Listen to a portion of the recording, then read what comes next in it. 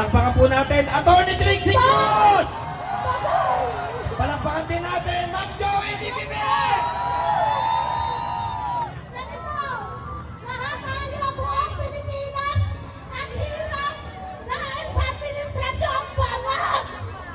Ngayon, matawagan po sa ating lahat sa mga Pilipino.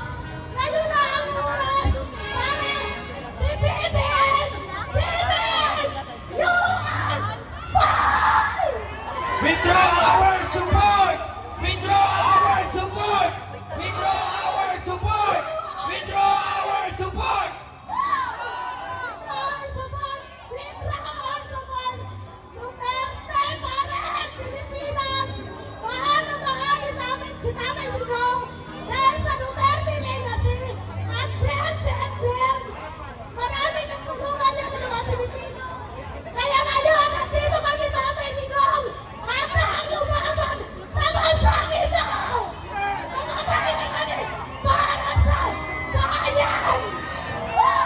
Mabuhay ang mga Pilipino! Mabuhay tayong lahat! Mabuhay mga Pilipino! Salamat at ngayon naman po, bigyan natin ng pagkakataon ang ayaw pagsalitain para mabunyag ang kabangagan ng presidente ito. Walang iba! Palakpakan natin ang agent ng bayan, J.M. Morales!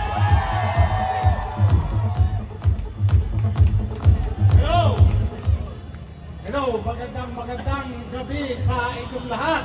Naririnig niyo ba ako dyan sa dulo?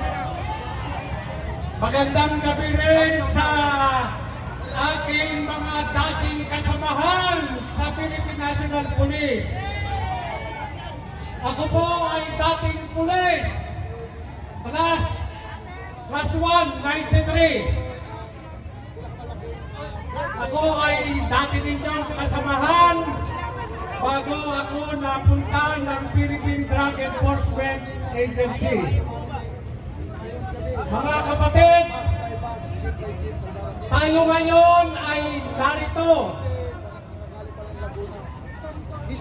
upang ipagdiwang ang ginintuang kaarawan ng minamahal nating Pangulo, Rodrigo Roa Duterte.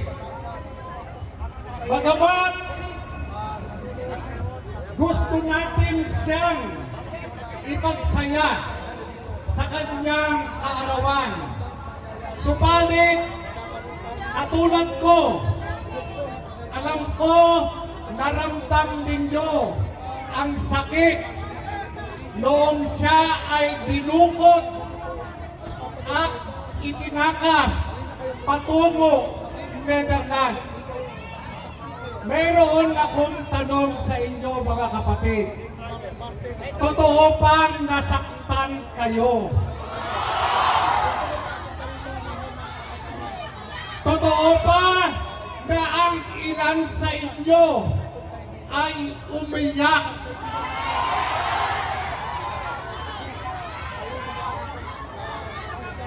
Alam nyo mga kapatid, noong nangyayari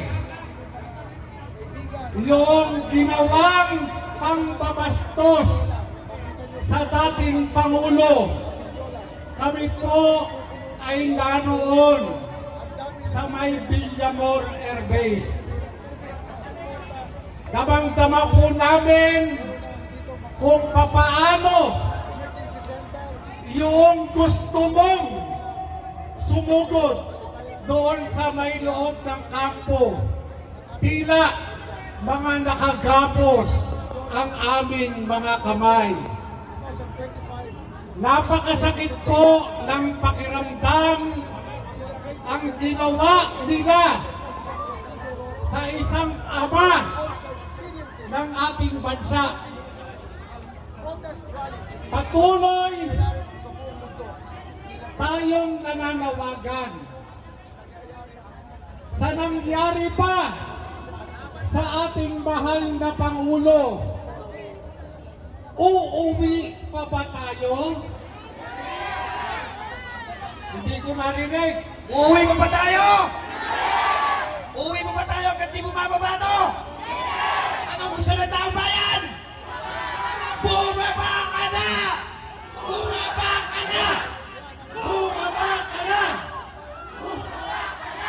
Ngayon, tatanungin ko sa inyo, ano ang maaaring maging kabayaran sa ginawang pagdukot at pagtakas nila kay Pangulong Duterte?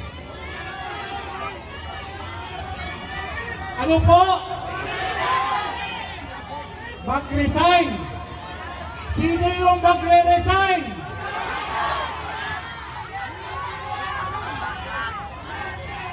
O ito para malinaw. Gusto kong malinaw. Baka mamaya si Torre lang ang pag-resignin ninyo. Gusto ko yung malinaw. Sino ang gusto ninyong bumaba sa pwesto? Teka muna! Huwag masyadong excited. Sino ang gusto ninyong bumaba sa pwesto? Sino?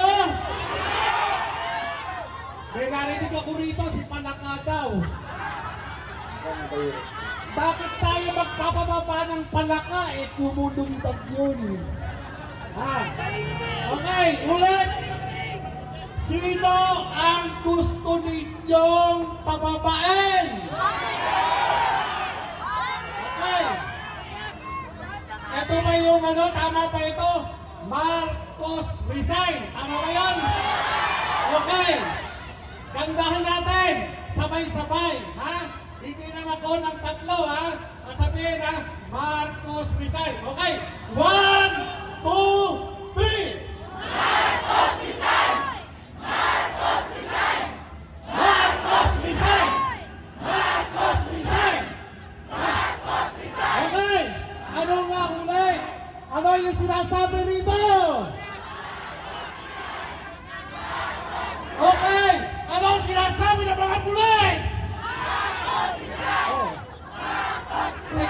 Teka muna. Ano, yung mga pulis ang tinatanong ko Ano ang sabi ng mga pulis? Withdraw our support! Withdraw our support! Okay.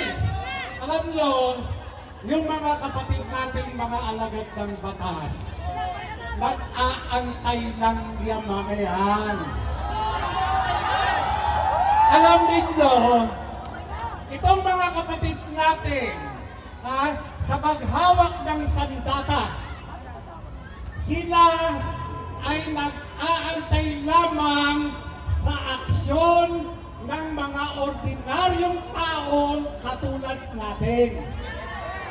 Kaya, huwag tayong magagalit. Maya-maya, kasama na natin ang mga yan! Walang tulugan! Walang tulugan! Walang tulugan! Walang tulugan! Alam nyo, mga kapatid, Dito, teka. ito Gutom na sila Bigyan ng burger yan! Bigyan ng burger yan! bigyan ng burger yan! Okay, mga kapatid, makinig, Ako nanggaling din sa serbisyo. Inabot ko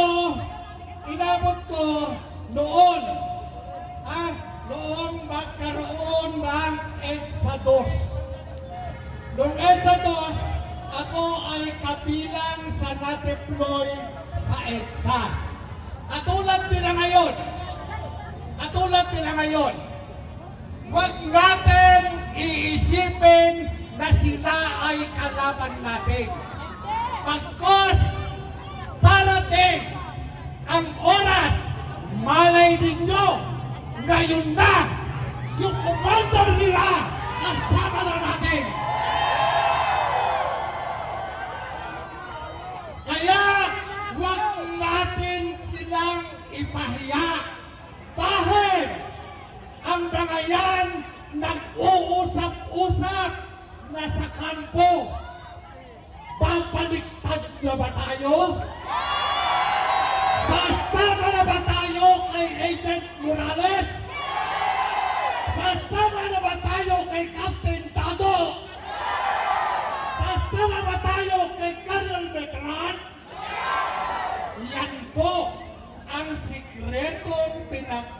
usapan ngayon kung papaano sila sasama sa ating pagkilos.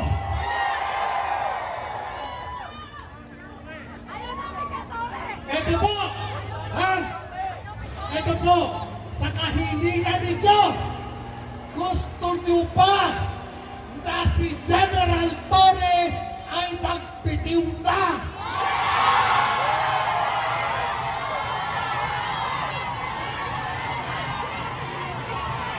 Okay. Parang ano parang mahina, parang may ayaw. Okay, tatalungin natin yung banda rito. Gusto niyo ba na bumaba na si General Torre? Aba, nakikita ko yung mga polis gumagano. Oo. Sabi nila. Sabi nila. Sabi ng mga pulis! Oo. Sabi nila. O dito, may tanong uli ako.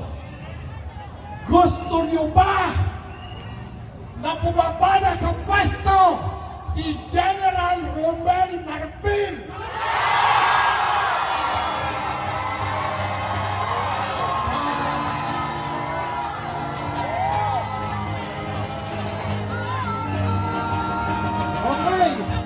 Alam nyo, hindi lang yan. Hindi lang ang mga ulo nila ang hihiligin nating gumulo. Hihiligin din natin yung ulo ni Crispin Rimulya.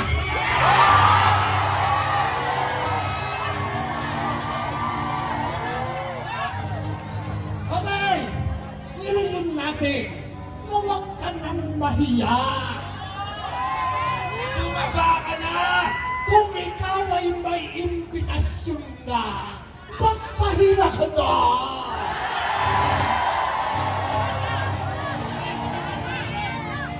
Ganun din, yung pulitong-pulito kong kumilos. Kilala niyo ba yun? Yung nagre-regalo ng sports car? Yung kulay red? Kilala niyo ba yun? Aba, pagpitawin na rin yan yung DILG Secretary, si Remulla. Isang bagsak, Duterte! Duterte! Duterte!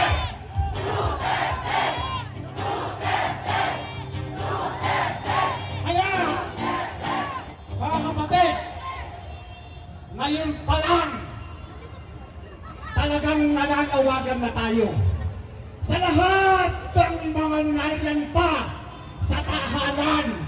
Tigilan nyo na muna yung paglululo. Tigilan nyo muna yan. Nagpunta muna kayo rito. Magsama-sama tayo. Dahil yung kaapihan dinadanas natin ngayon, matutultukan na ngayong araw na to.